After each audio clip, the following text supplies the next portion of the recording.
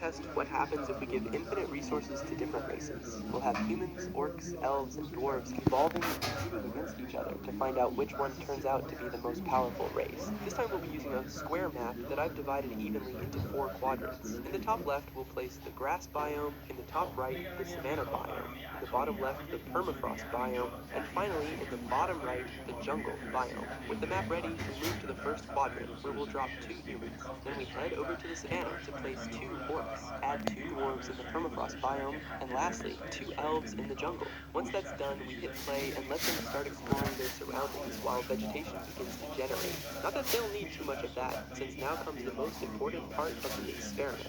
After renaming each kingdom and giving them a distinctive color, we head into the settings section, where we need to tap the hamburger menu 11 times to unlock a hidden tab.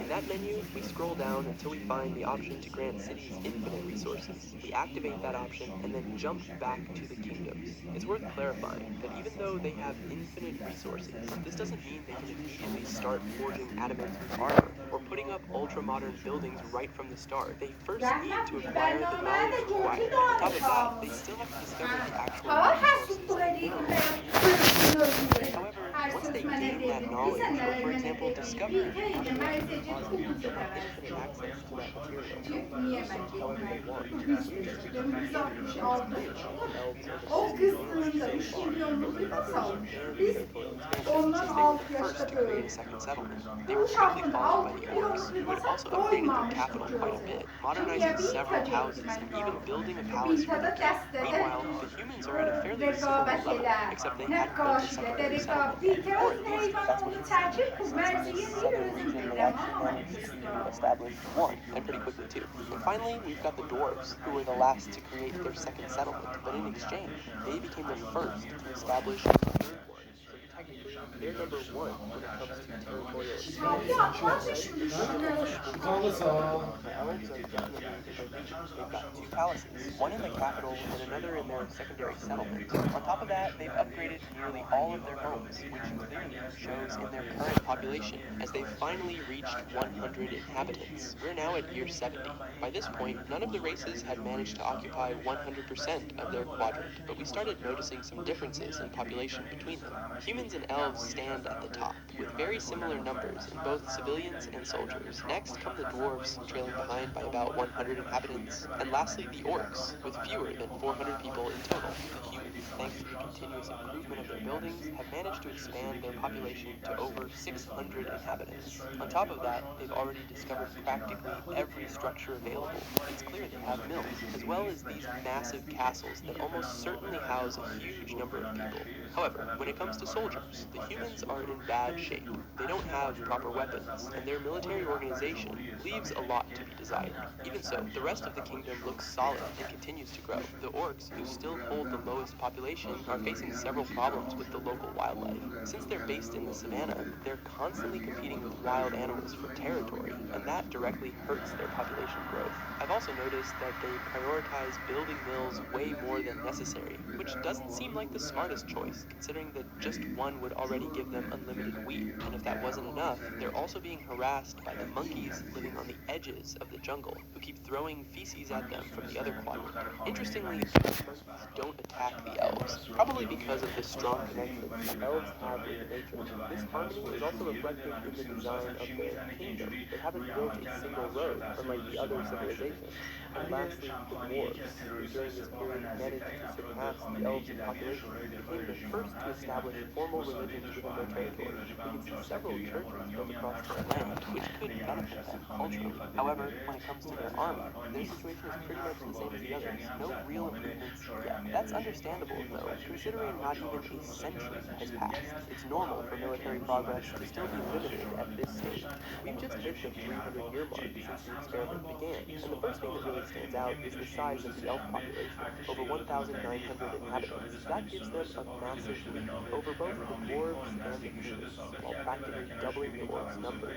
And that's not even counting the fact that they've got nearly 1,000 soldiers ready for action. We can see how they've made some crucial advances, like upgrading their mines and building several barracks spread across the kingdom, which has allowed them to strengthen their army. Chances are, before long, they'll also start modernizing their homes so they can house many more families.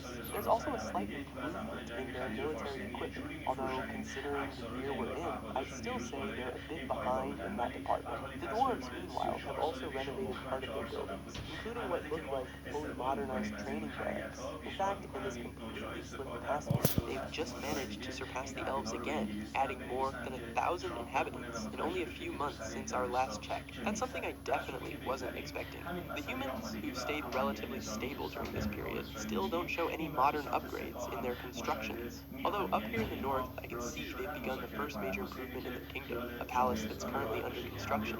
And lastly, the orcs. In their case, I don't see any real upgrades in their buildings, unless this one happens to be one of their modern structures. The important thing here is that most of the civilizations are now reaching the modern era, which means we're about to see exponential population growth over the next few centuries. Finally, we've hit the first millennium since this experiment began. At this point, the elves are still dominating, holding on to first place just as they have for practically the entire simulation, now surpassing 4,000 inhabitants and fielding more than 2,700 soldiers. Absolutely insane numbers, and the closest to them are the dwarves with 3,400 inhabitants and nearly 1,700 soldiers. But even then, they're still trailing by 1,000 soldiers compared to the elves.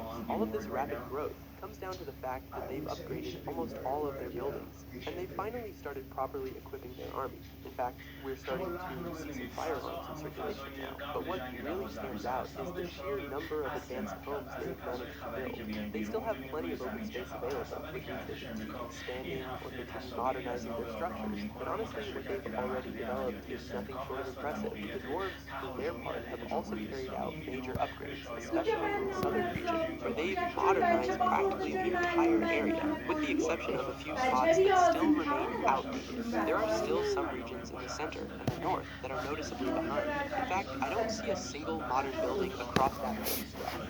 The humans, meanwhile, are somewhere in the middle. They've managed to upgrade a good portion of their structures. You could say that roughly 60 to 70% of their buildings have already been modernized. On top of that, their army really stands out. It's well equipped with firearms as well as more traditional medieval style weapons, which, despite being old-fashioned, are still just as effective. Lastly, we have the orcs. They're without a doubt the most behind when it comes to development. They do have a few modern structures, though I can't quite identify them clearly. And while their army technically has firearms, only a small portion of their troops actually use them. The majority are still carrying medieval style weapons. They're the race with the lowest level of technological advancement, but even so, they've managed to stay afloat and not fall too far behind in terms of population.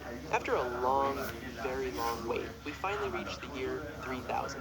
By this point, populations have reached astronomical numbers. The elves surpass 8,100 inhabitants, although interestingly, they haven't grown as much as I would have expected. In fact, they have a military capacity of 6,500 soldiers, but right now they're only fielding about half of that. Then, against all odds, the orcs managed to boost their population enough to claim the #1 spot in terms of civilians, with more than 8,700 inhabitants. Coming in next are the humans, with around 7,700 people, and in last place, the dwarves, with just over 5,500, about 3,250 of which are soldiers. That means close to 16% of their entire population is dedicated exclusively to the military, which is nothing short of impressive. When it comes to development, each race has made significant improvements. Interestingly, the orcs, despite leading in population, haven't modernized all of their structures. In fact, in the southern region, you can still see several buildings that look pretty primitive, to put it mildly. On the other hand, the northern region shows a much stronger level of technological progress. The elves, by contrast, have upgraded almost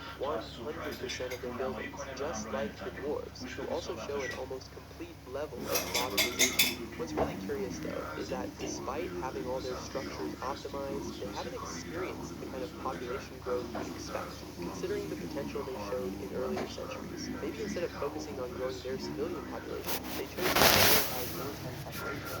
And finally, we have the Danes, who still haven't reached full modernization. In fact, there are several clearly underdeveloped areas in their territory, so I'd estimate that around 85 to 90% of their buildings have been upgraded. Either way, it was time to tear down the walls and kick off a great battle. Once the barrier collapsed, and after making sure all the kingdoms hated each other enough to spark total war, we quickly saw the orcs split up strategically to attack both the elves and the humans. Meanwhile, along the border with the dwarves, the humans